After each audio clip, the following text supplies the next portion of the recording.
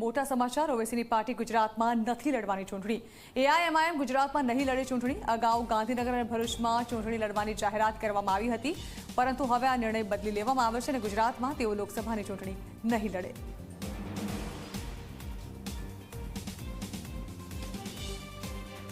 આ વખતે ગુજરાતમાં લોકસભા અમે લડાવવાના નથી, કેમ કે વિધાનસભા અમે જીતી ના શક્યા તો લોકસભા કઈ રીતે?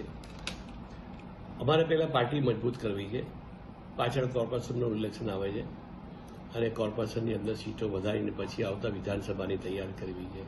પાર્ટી અમારી નવી છે, હજી આયા 2.5 વર્ષ થયા છે અને પાર્ટી મજબૂત થવામાં બી હજી વાર લાગશે। સમજો કે બીજેપીને બી અહીંયા સુધી પહોંચતા 70 વર્ષ લાગ્યા છે।